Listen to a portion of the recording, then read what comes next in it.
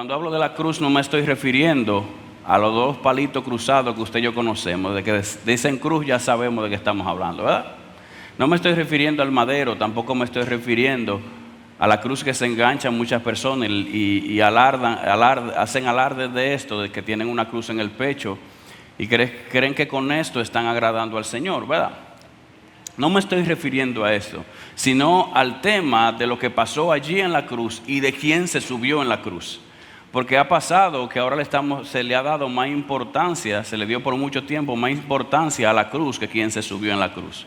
Adoramos y veneramos más la cruz que lo que pasó en la cruz. Adoramos y veneramos más la madera como tal que aquel que se subió al madero. Incluso hay personas que todavía dicen tener un poco, una estilla, un palito, un pedacito de la cruz de Cristo. Pero así hay millones de personas en el mundo que dicen que tienen una estilla de la cruz de Cristo. Y yo sé que el Señor y que Dios era grande, pero no creo que la cruz fuera tan grande que diera para darle un pedacito a todo el mundo. Pero todo esto se ha creado alrededor de la cruz. Y también muchas personas han tomado esto y han ido diluyendo lo que pasó allí en la cruz. Otros lo tienen como un mito histórico o algo histórico, otros lo tienen como algo que pasó en la sociedad, que pasó en el mundo, que pasó en la historia, y algo que fue tan impactante que dividió la historia en dos. Y solamente lo ven como historia. Otros lo ven como una Semana Santa, celebran la muerte y la resurrección de Cristo y anda todo el mundo calladito, nadie pisa duro, nadie habla duro, nadie barre, nadie hace ciertas cosas, porque esa es la semana de Dios, esa es la semana donde se celebra ese día. No, para nosotros los que conocemos y los que vivimos esto y los que estamos convencidos y tenemos la convicción de que este sacrificio no es historia, esto significa mucho más para nosotros. Diga conmigo, esto significa mucho más para mí. Para otros es simplemente una historia, para nosotros es el día de nuestra liberación. Diga conmigo, es el día de mi libertad. Como nación, ¿verdad? Cumplimos, se habla de la libertad, se habla de lo que pasó en el 1844, 944, algo así, ¿verdad? Se habla de la libertad de nuestra nación, se habla de esa fecha célebre del 27 de febrero, pero nosotros celebramos nuestra libertad no en base a lo que pasó el 27 de febrero, sino que hablamos de nuestra libertad, de lo que pasó allí en la cruz del Calvario. Esa es nuestra verdadera libertad. Y parte de lo que el pueblo de Dios no entendió es que ellos esperaban un libertador. Pero ellos esperaban un libertador de la carne, un libertador que le diera libertad en cuanto a su desenvolvimiento como nación. Esperaban un libertador que le diera a ellos independencia como nación. Esperaban un libertador que los sacara de la esclavitud de Roma, del imperio romano. Esperaban un libertador que viniera a luchar, a pelear físicamente. Ellos esperaban un rey que viniera en un caballo blanco y con una espada en la mano y dijera, vamos a pelear, que llegó el Mesías. Y eso era lo que ellos estaban esperando. Y eso era lo que ellos pensaban que el Mesías venía a hacer. Por eso la palabra de Dios dice que a los suyos vino y los suyos no le recibieron. Pero es que los suyos, o sea, ellos en ese momento entendían y tenían un conocimiento y habían encapsulado a Jesús o al Mesías y decían, bueno, tiene que venir así, así, así, así. Y humanamente habían hecho un modelo de cómo tenía que ser el Mesías. Pero cuando llega este hombre que nace en un pesebre, que nace en uno de los pueblitos más pobres que había en la nación, dice que no tenía dónde recostar su cabeza, que no viene con señorío humano, con potestades humanas, que no viene con oro ni con riquezas. Entonces ellos optan por matarle, porque no entendían que Jesús, el Mesías, que por años le había sido anunciado, ellos no entendían que Él no venía a librar el cuerpo, a libertar una nación. Él venía a quitarle un problema de muerte que tenía la humanidad. Y la libertad más grande que el Señor puede hacer en nuestras vidas no es sacarnos de una cárcel física, no es sacarnos nosotros de un lugar donde estemos siendo oprimidos. La victoria más poderosa y lo más grande que el Señor ha hecho por nosotros es habernos resuelto el problema de muerte que teníamos, el problema de pagar la deuda ante Dios que teníamos, porque ninguno de nosotros éramos capaces, ni seremos capaces por nuestras propias fuerzas de cumplir la demanda de Dios. Ahora, una vez hecho este sacrificio, una vez y para siempre, Jesús dijo en la cruz, consumado es, ya está listo, ya está pago. La demanda de Dios fue cumplida por medio de Cristo, y ahí en ese paquete estamos usted y yo incluidos. Y en esta cruz del Calvario, en aquel momento, se declaró nuestra libertad, y esta es la libertad que usted y yo celebramos. Esta es la libertad en la que usted y yo nos gozamos. Esta es la libertad que usted y yo tenemos, que aunque estemos cautivos en el cuerpo, que aunque tengamos debilidades, que aunque tengamos necesidades, aunque haya dolor en ciertos momentos, aunque haya momentos de problemas y dificultades, usted y yo entendemos que hemos sido libres de las cadenas del pecado, libres de la muerte eterna, y que hoy tenemos entrada directa ante nuestro Padre Celestial. Entonces, algo que no entendió el pueblo de Dios es que Jesús no vino a libertar a un pueblo físicamente, ni a pelear como un gran caballero, ni a pelear como un gran gladiador. Jesús vino a resolver el problema más grande que tenía la humanidad, y era que estaba a espalda de Dios. Y Jesús vino a poner al hombre de frente ante Dios y a unir otra vez en relación de padre e hijo a la humanidad por medio de Él, por medio de su sacrificio. ¿Usted está entendiendo? Yo me estoy dando a entender. Entonces el pueblo estaba confundido y decía: sí, pero que este rey que venía a liberar no cumple con los estándares de los reyes de la tierra. No tiene un castillo o un palacio, no tiene oro, anda a pie, no tiene caballo, no tiene burro. Y en el único momento que se registra que Jesús se montó en un burrito fue que lo mandó a tomar prestado. Entonces, como no cumplía con los argumentos humanos, entonces lo desecharon. Pero hoy usted y yo hemos entendido. ¿Cuánto entendieron? Yo pude entender, y doy gracias a Dios que he podido entender, y doy gracias a Dios que Él vino a liberarnos, que vino a rescatarnos, y no a rescatarnos de la esclavitud del hombre, porque eso lo podía haber hecho cualquier persona. Pero Él vino a resolver el problema más grande que como humanidad teníamos. Éramos enemigos de Dios. Y lo lamentable del caso era que nadie podía hacer nada, solamente Él, por medio de su plan divino, por medio de su Hijo y por medio de la fe. Entonces nosotros podemos acercarnos a Él. Amén. Y los corintios tenían un problemita aquí con el cual Pablo estaba luchando. Y yo le estoy pidiendo al Señor que me permita estudiar a los corintios para ver si un día sacamos una prédica buena de los corintios, porque nos paramos aquí a hablar de los corintios y desmenuzamos a los corintios, porque era una iglesia un poco rebelde, un poco movida. Pero los corintios tenían un problema, o ciertos problemas, o ciertas dificultades. Entre esas dificultades que presentaba la iglesia de Corinto y con las que Pablo estaba luchando, una de ellas era que tenía problemas para enfrentar el pecado. No enfrentaba el pecado, pasaba la mano al pecado, o se hacía de la vista gorda.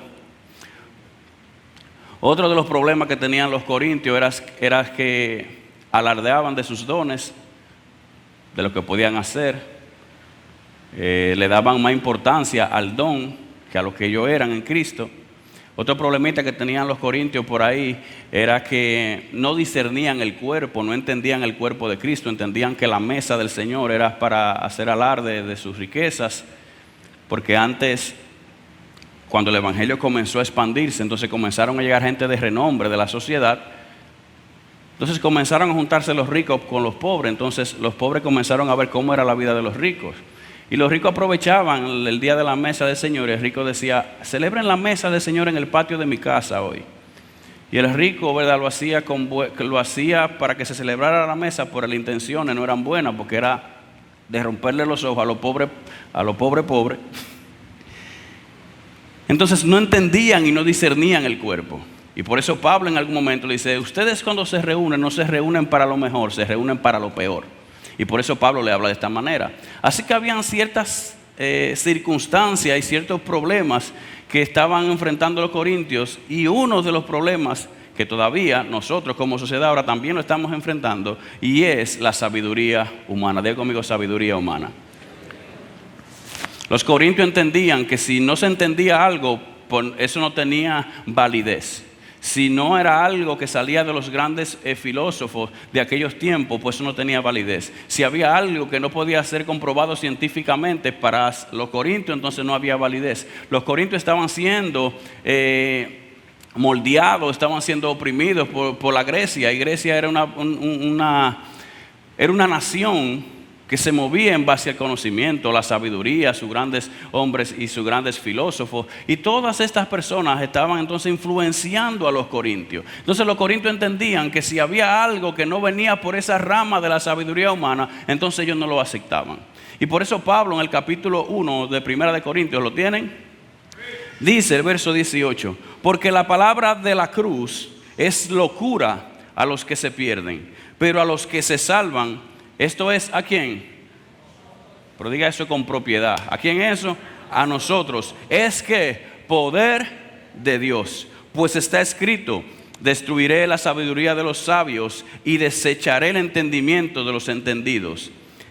Dice el verso 20, ¿dónde está el sabio? ¿Dónde está el escriba? ¿Dónde está el disputador de este siglo? ¿No ha enloquecido Dios la sabiduría del mundo? Pues ya que en la sabiduría de Dios el mundo no conoció a Dios mediante la sabiduría, agradó a Dios salvar a los creyentes por la locura ¿de qué? De la predicación. Verso 22, porque los judíos piden señales y los griegos buscan sabiduría, pero nosotros predicamos ¿a quién? ¿A quién? A Cristo crucificado, para los judíos ciertamente tropezadero y para los gentiles locura, mas para los llamados, así judíos como griegos, Cristo poder de Dios y sabiduría de Dios. Y ahí es donde entonces el pueblo tiene un problemita, porque dice, este hombre no concuerda, este evangelio no concuerda con lo que nosotros creemos. ¿Cómo es que ahora tú me dices a mí que este hombre que viene tan humilde, tan tranquilo, sin dinero, sin poder, sin ningún estatus social, tú me vienes a decir a mí que este hombre es quien nos va a salvar? Para ellos era una locura que este hombre que murió en la cruz era nuestro Salvador. Ellos entendían que era una locura ver como una victoria a alguien que viene a morir en una cruz. Y por eso entonces dice, por cuanto, pero nosotros predicamos a Cristo crucificado, para los gentiles ciertamente tropezadero. ¿Por qué tropezadero? Porque para ellos entendían que este hombre que murió en la cruz no era su Salvador, porque no debía morir de la manera en que murió. Entonces Pablo dice, nosotros predicamos a Cristo, pero lo predicamos crucificado, porque en la crucifixión de Cristo es donde está nuestra victoria. En la cruz de Cristo, en el sufrimiento de Cristo y en la resurrección de Cristo es donde está la victoria de todos los hijos de Dios. Así que allí en la cruz fue donde se pagó todo, fue donde se completó todo. Allí en la cruz donde fue que todo comenzó. En la cruz fue que donde a usted y a mí se nos dio identidad. Ya conmigo, identidad. Para los judíos, para los corintios en ese momento, todo lo que no provenía de la sabiduría humana no encajaba. Porque lo insensato, dice el verso 25, lo insensato de Dios es más sabio que los hombres, y lo débil de Dios es más fuerte que los hombres. O sea que si usted y yo intentamos echar un pulso con Dios, Él usando lo más débil, ni aún así podemos nosotros ganarle. Pues mirad, hermanos, verso 26, vuestra vocación, o sea, miren lo que hacemos, que no sois muchos sabios según la carne. O sea, no hay muchos sabios entre nosotros, le está diciendo Pablo. Ni muchos poderosos, ni muchos nobles, sino que lo necio del mundo escogió Dios para avergonzar a los sabios. Diga conmigo, lo necio del mundo escogió Dios para avergonzar a los sabios. Y lo débil del mundo escogió Dios para avergonzar ¿a quién?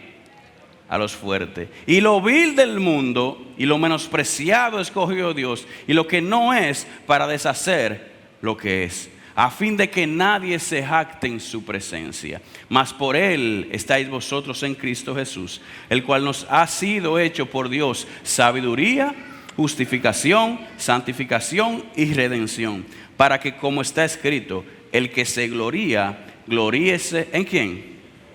En el Señor. Así que los corintios tenían un problema terrible porque tenían un amor tremendo por la filosofía. Tenían un amor dañino acerca de la sabiduría, pero no en la sabiduría de Dios.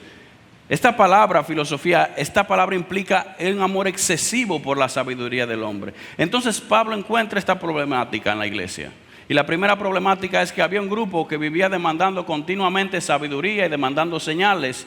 Pero había otro grupo en la iglesia que sí creía y entendía que la salvación de nuestra vida dependía de la fe en Jesucristo. Entonces Pablo se encuentra con todo esto. Entonces la sabiduría humanista plantea un éxito en base al entendimiento de la sabiduría del hombre. La sabiduría de Dios plantea una victoria en el futuro en base al sacrificio de Cristo y a la esperanza que habita en todo aquel que es hijo de Dios. ¿Cuántos hijos de Dios hay aquí en esta mañana? Hay una esperanza en Cristo. La palabra de Dios dice, Cristo en nosotros, la esperanza de gloria. En medio de este mundo desesperanzado, usted y yo tenemos esperanza en Cristo. En medio de un mundo que anda desesperado, anda sin fe, anda perdido, en medio de ese mundo estamos usted y yo que tenemos una esperanza. ¿Qué es en quién?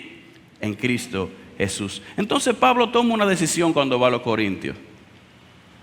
Y en el capítulo 1, ahí mismo de Corintios, pero en el verso 1 al 5, dice, así que hermanos, cuando fui a vosotros para anunciaros el testimonio de Dios, no fui con excelencia de palabras ni de sabiduría, pues me propuse no saber entre vosotros cosa alguna, sino a Jesucristo y a este crucificado.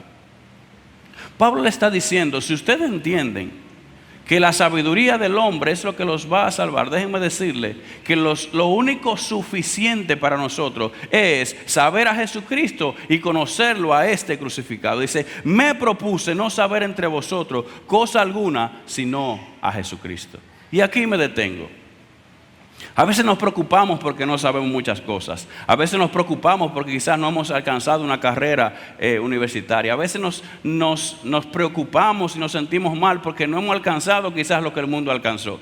A veces nos sentimos preocupados porque uno dice, si eso es el impío que está así, si el impío está así, entonces ¿por qué yo no puedo si soy supuestamente hijo de Dios? Si el impío tiene prosperidad, si el impío ha hecho aquello, si el impío hace lo otro. Y muchas veces nos comparamos con las personas que no han aceptado al Señor, las personas que no conocen lo que nosotros conocemos, las personas que no tienen a quien nosotros tenemos. Nos comparamos muchas veces, pero Pablo nos está diciendo a nosotros aquí, me propuse no saber nada, me propuse ignorar todo eso que ustedes creen que es lo que tiene validez. Yo me propuse no saber nada. Lo que me propuse sí es saber a Jesucristo. Lo único que me propuse es conocer a Jesucristo. Iglesia, lo único que usted y yo tenemos que proponernos es que Jesucristo sea el centro de nuestra vida, es que Jesucristo sea lo que no haga falta en nuestra vida, es que Jesucristo siempre esté ahí. No hay nada más poderoso que la presencia de Cristo en nuestra vida. Así que si no hay una carrera universitaria, no te preocupes que Cristo está ahí. Si no hay mucho dinero, no te preocupes que Cristo está ahí. Si no hay mucho estatus social, no te preocupes que Cristo está ahí. Los corintios esperaban sabiduría humana. Los corintios esperaban que Pablo se iba a parar como de costumbre. Se paraban esos filósofos de costumbre a hablar muchas cosas sin sabiduría humana. Los corintios esperaban lo mismo de Pablo. Y cuando Pablo dice, yo vine y me propuse no saber nada de eso, me propuse dar todo eso por perdido, pero yo le voy a ustedes a hablar de lo que verdaderamente importa, es de Jesucristo y a este crucificado. La crucifixión de Cristo, la cruz de Cristo, hermano, no es cualquier cosa.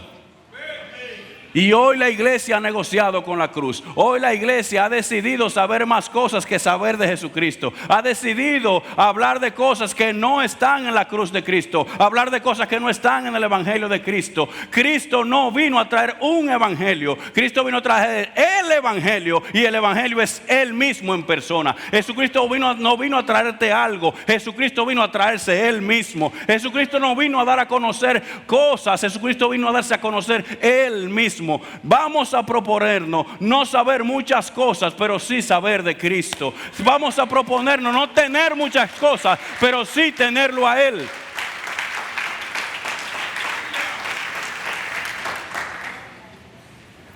Me propuse cuando fuera vosotros no hablar sabiduría humana. Esa fue la primera propuesta de Pablo. Y me propuse entre vosotros hablar sabiduría de Dios.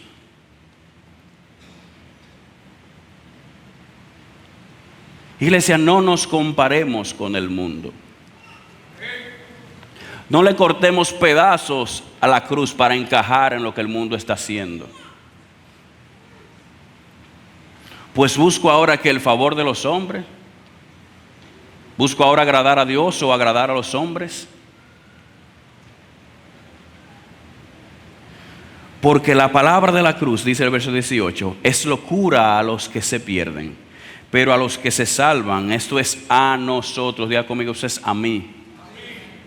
Diga conmigo, yo.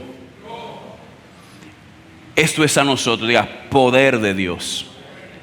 Los sabios de ese tiempo consideraban la palabra de la cruz y el mensaje del evangelio como una locura.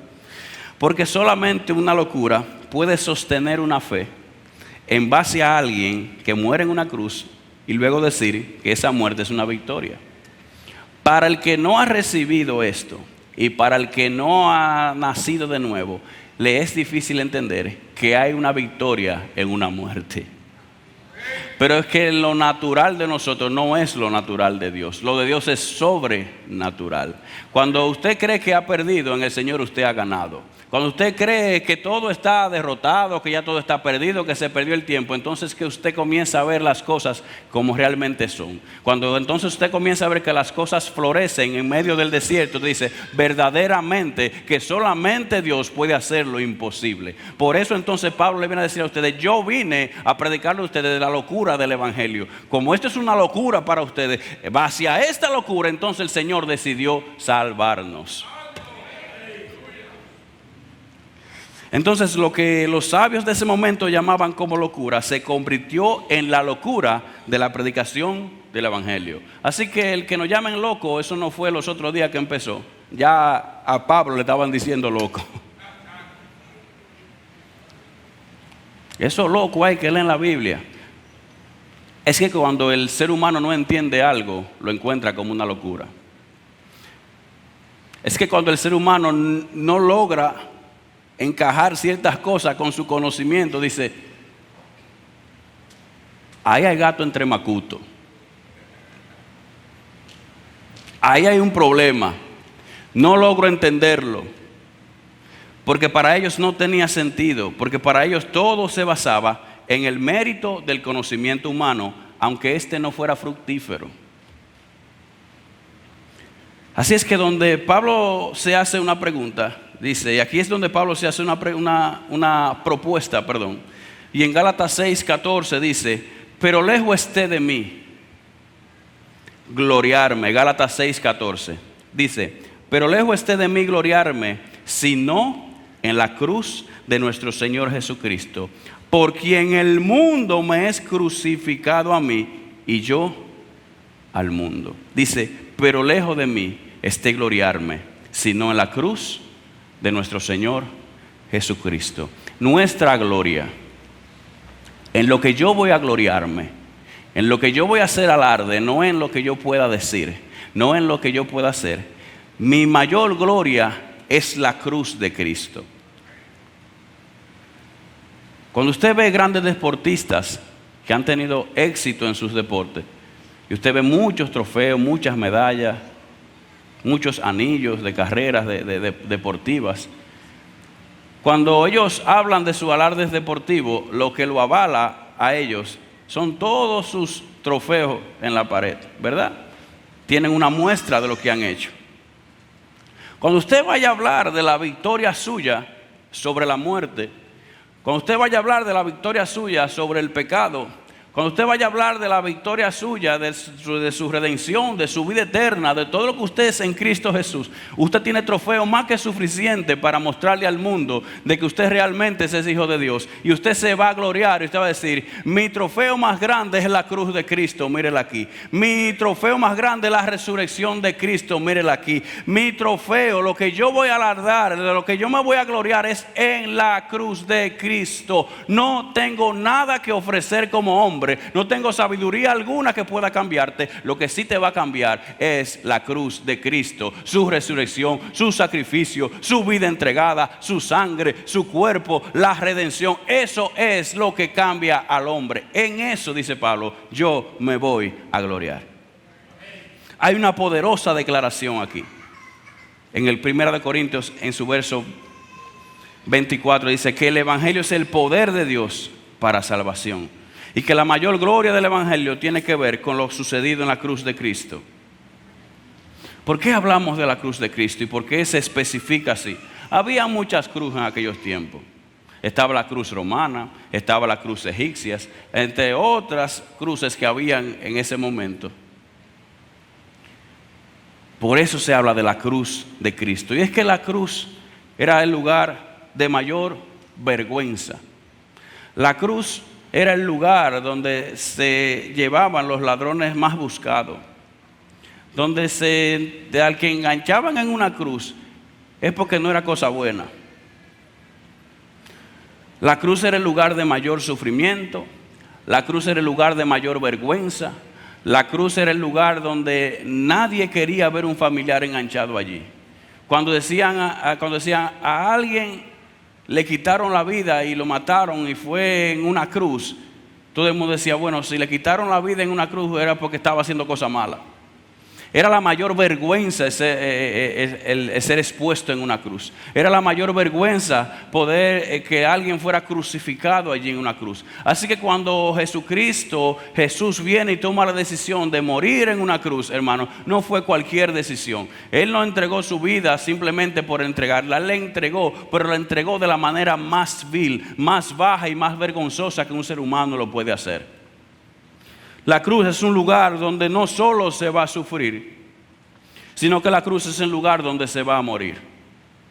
El objetivo principal de la cruz es que la persona que sea puesta en ese lugar muera. Y cuando la Biblia habla de la cruz de Cristo, está hablando de la señal, no solo del sufrimiento, sino de la muerte. Muerte a algo, muerte a alguien, muerte al yo.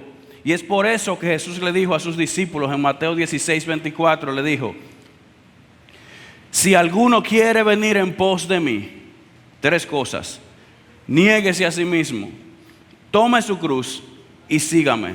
Y es que hay varios pasos que usted y yo tenemos que dar como hijos de Dios al momento de seguir a Cristo. Primero, ¿cuál es? ¿Cuál es? Dígalo fuerte. Si hay alguien durmiendo al lado suyo, tópele, dígale, hay que negarse. Yo recuerdo que el predicador del miércoles le hizo una pregunta: ¿cuánto quiere que Dios lo use? Y todos levantamos la mano. Yo levanté las 2 manos. Y todos levantamos las manos, ¿verdad? Y la respuesta fue: tenemos que negarnos a nosotros mismos. Dios no nos va a usar conforme a mi capacidad y conforme a mi entendimiento.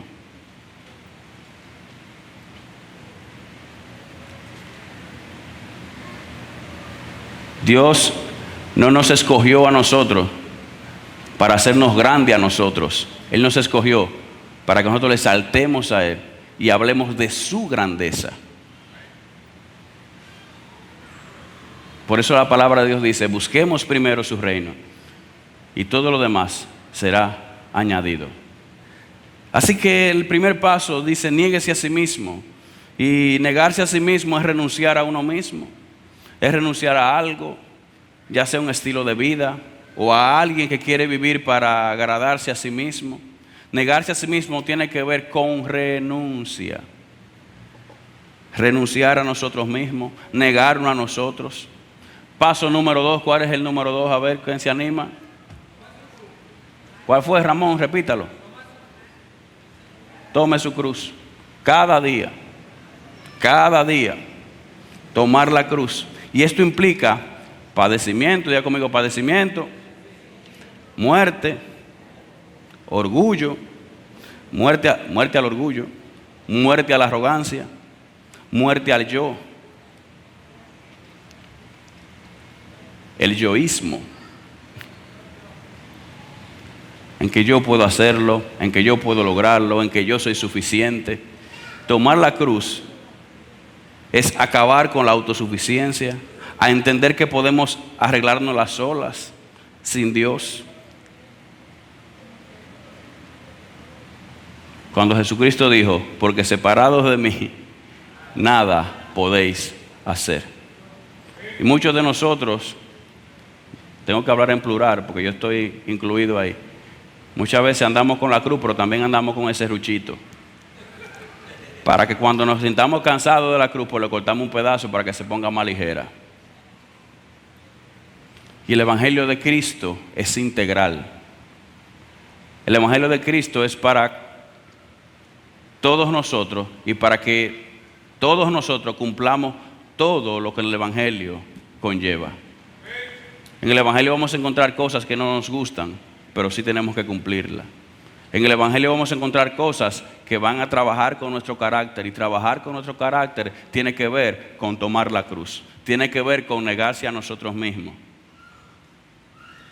El Evangelio nos pule, el Evangelio nos limpia, el Evangelio nos alinea conforme al corazón de Dios. El Evangelio trae a nosotros transformación.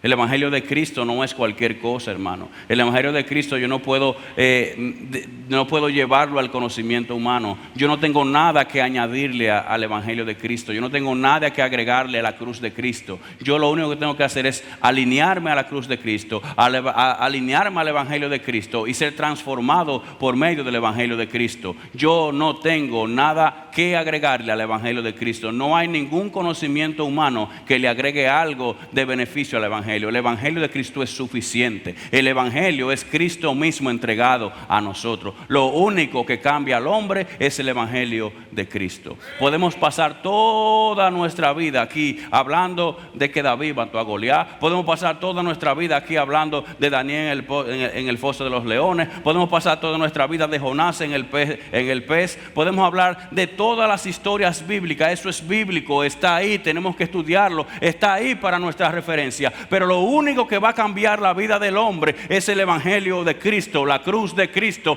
Por algo vino Cristo, si no hubiese dejado todo como estaba. Lo que cambia al hombre es el Evangelio de Cristo, la palabra de la cruz, la locura de la predicación del Evangelio. Eso es lo que cambia al hombre, eso es lo que trae transformación, eso es lo que trae regeneración a nuestras vidas. La palabra, el Evangelio de Cristo, la cruz de Cristo. Esto es lo que tiene sentido para nosotros.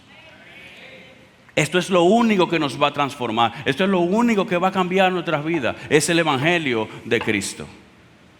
Jesús dijo, el reino ha llegado, el reino se ha acercado.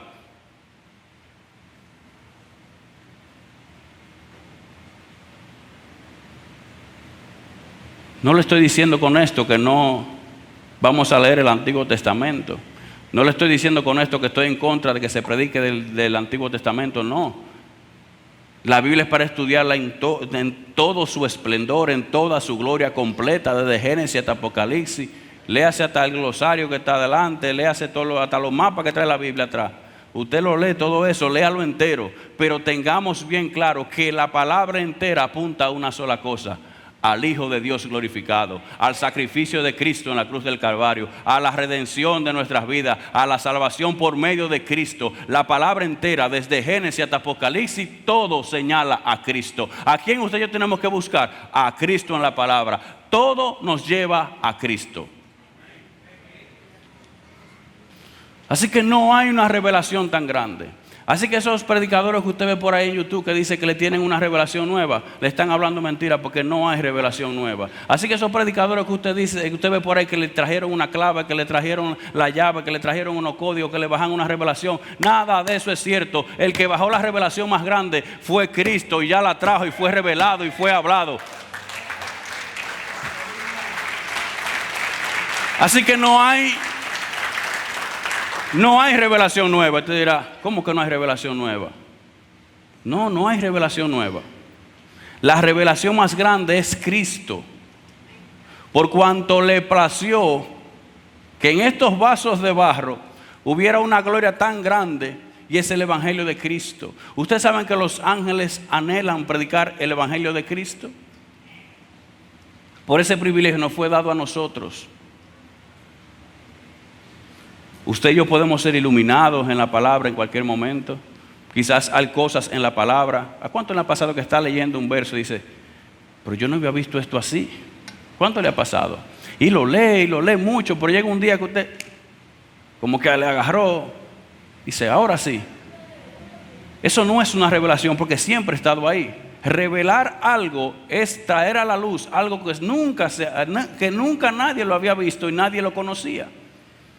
Por eso es que cuando el Hijo de Dios aparece, el Señor abre el telón y dice, he aquí la revelación más grande, la que los profetas estaban anhelando, la que aquellos hombres de Dios lo veían pero de lejos y decían, el Señor trae una promesa, no sabemos lo que es, pero caminamos en ella. Entonces cuando el Señor hizo así, que abrió el velo, reveló a su Hijo, entonces eso sí es una revelación. Ahora, todo lo que está escrito ya está revelado. Hay cosas que usted y yo no entendemos todavía, y en su momento el Espíritu Santo de Dios trae luz a su vida. Entonces no es una revelación, es una iluminación. Siempre ha estado ahí, siempre ha estado revelado. Ahora, nosotros no lo habíamos entendido. Hay cosas en la palabra que yo la leo una y dos veces. A la tercera vez entonces el Espíritu Santo dice, mira, eso significa esto. Entonces yo no puedo venir aquí a usted a venderle, traje una revelación nueva, porque quién sabe si ya eso que yo entendí hoy, usted tiene meses que lo entendió. Así que no se deje engañar ni por las redes sociales, ni por predicadores que andan hablando de prosperidad, que andan hablando de emocionalismo, que andan hablando de muchísimas cosas que nada tienen que ver con el Evangelio de Cristo. No se dejen engañar con personas que quieren perturbar el Evangelio de Cristo. No se dejen engañar por personas que quieren poner el Evangelio de Cristo como algo light, como algo que usted puede llevarlo así a la ligera, que llevan el Evangelio de Cristo como si fuera un saco, que yo me lo pongo los domingos para venir a predicar. No. El Evangelio de Cristo no es una ropa, el Evangelio de Cristo no es una moda, el Evangelio de Cristo no es algo que está a la moda socialmente. Oh, hay muchos jóvenes cristianos, ahora qué bueno, pero tenemos muchos jóvenes hoy que siguen una moda, no siguen el Evangelio de Cristo. Y queremos que nuestros hijos no sigan una moda, sigan el Evangelio de Cristo, que es lo único que transforma. No le cortemos pedazo a la cruz, no le cortemos pedazo al Evangelio. El Evangelio de Cristo no podemos agregarle cosas para hacerlo más ligero. El Evangelio de Cristo hay que seguirlo y llevarlo tal y como está.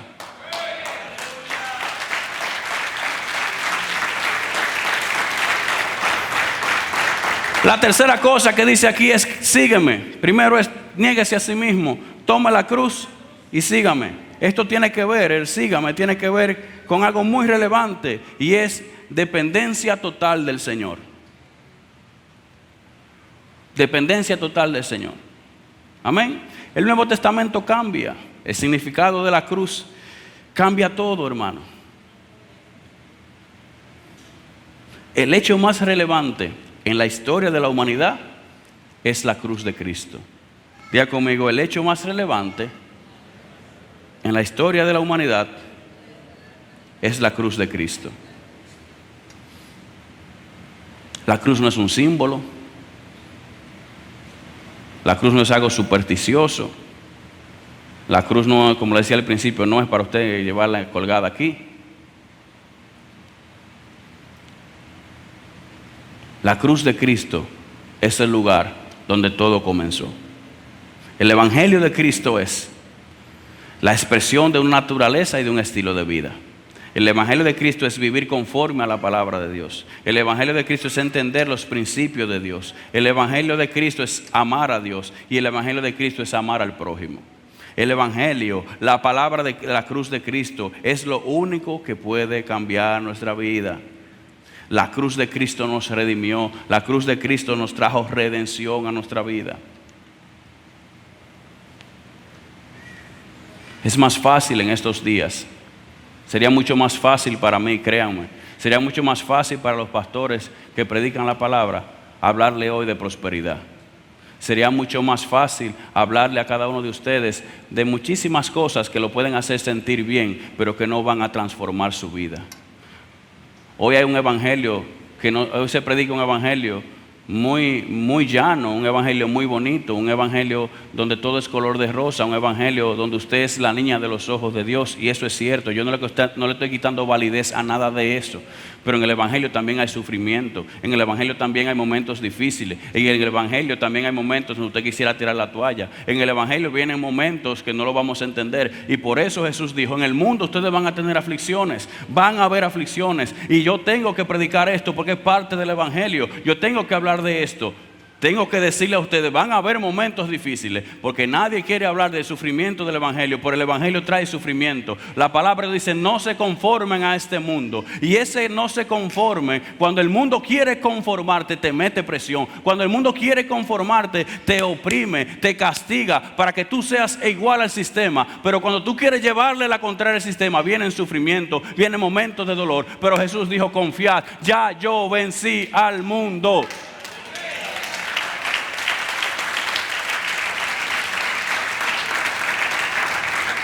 Yo no puedo trazar la palabra conforme a mi conveniencia. Yo no puedo trazarle la palabra conforme a lo que a mí me conviene. Yo no puedo trazarle la palabra porque hay algo en mí que yo no he trabajado todavía. Yo no puedo decir, yo no puedo hablar de eso porque no. El Evangelio de Cristo, o me lo como completo o no me lo como. ¿Hay prosperidad en Cristo? Sí. ¿Hay buena vida en Cristo? Sí. ¿Nos vemos bien en Cristo? Sí. ¿Vestimos bien en Cristo? Sí. Estamos completos en Cristo, hermano. El Evangelio de Cristo es para hablarlo de cabo a rabo. No puedo quitarle cosas al Evangelio de Cristo. Amén. Los beneficios de la redención incluyen la vida eterna, el perdón de los pecados, la justificación, la libertad de la maldición de la ley, la adopción dentro de la familia de Dios, liberación de la esclavitud del pecado, la paz con Dios y la morada permanente del Espíritu en nuestra vida. Esos son todos los beneficios de la muerte de Cristo. Entonces usted y yo somos perdonados, somos santificados, somos justificados, somos bendecidos, liberados, adoptados y reconciliados. Es la única forma que podemos vencer el pecado, los deseos de la carne y todo lo que tiene que ver con la naturaleza caída. Es por medio de la victoria de Cristo en la cruz del Calvario. Cristo cambió el significado de la cruz y lo convirtió en un lugar de victoria. Por eso la locura de la predicación del Evangelio. Jesús en la cruz mató todo lo que nos condenaba. Y ahora somos perfeccionados en Cristo Jesús. Dios nos ha dado una nueva vida. Esa nueva vida es manifiesta y esa vida es la naturaleza de Cristo en nosotros. Nos ha dado vida eterna. ¿Cuántos tienen vida eterna? Esa vida eterna usted la comenzó a vivir ahora. Ya usted la está viviendo. Usted la está disfrutando. Va a llegar un proceso en nuestra vida que el cuerpo tiene que morir. Y lo único que va a morir de nuestros tres componentes es el cuerpo. Porque tenemos espíritu, alma y cuerpo, ¿verdad? Entonces usted y yo, la muerte para nosotros tiene que ser algo que lo anhelemos en su tiempo, pero que lo anhelemos. Por eso Pablo dijo, para mí el morir es ganancia,